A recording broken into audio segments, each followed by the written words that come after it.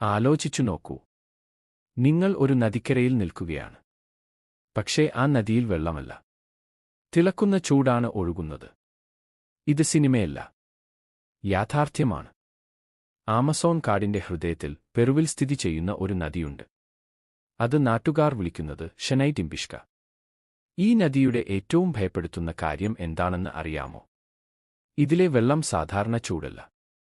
100 degree Celsius എത്തുന്ന തിളക്കുന്ന ചൂട്.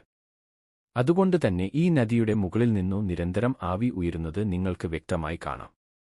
ഒരാൾ അതിലേക്ക് വീണാൽ അവന് ജീവൻ രക്ഷിക്കാൻ ഒരു സാധ്യത പോലും ഇല്ല. പക്ഷേ ഇത് എങ്ങനെ സംഭവിക്കുന്നു? സാധാരണയായി നദികൾ ചൂടാകുന്നത് അഗ്നിപർവ്വതങ്ങൾക്കടുത്താണ്.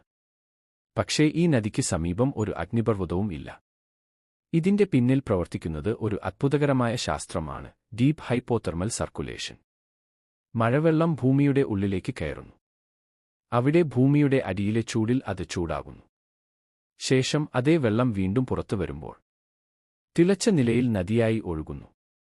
ഈ പ്രക്രിയ തന്നെ ഈ നദിയെ ലോകത്തിലെ ഏറ്റവും അപകടകരമായ നദികളിൽ ഒന്നാക്കി മാറ്റുന്നു. ഈ നദിയിൽ വീഴുന്ന ജീവികൾ സെക്കൻഡുകൾക്കുള്ളിൽ തന്നെ സെക്കൻഡ് ഡിഗ്രി, തേർഡ് ഡിഗ്രി പൊള്ളലുകൾക്ക് ഇരയാകും. അതുകൊണ്ടാണ് നാട്ടുകാർ ഈ നദിയെ ഒരു പുണ്യനദിയായി കാണുന്നത്. അവർക്ക് ഇത് ഒരു പ്രകൃതിദേവത പോലെയാണ്. അതുകൊണ്ട് തന്നെ ഇവിടെ എത്തുന്ന സന്ദർശകരോട് അവർ പറയുന്നത് ഒറ്റ കാര്യം മാത്രം: ഈ നദിയെ മാനിക്കുക. ഇത് മനുഷ്യർക്കുള്ള ഒരു മുന്നറിയിപ്പാണ്. പ്രകൃതിയുടെ ശക്തിയെ ഒരിക്കലും ലഘുവായി കാണരുത്.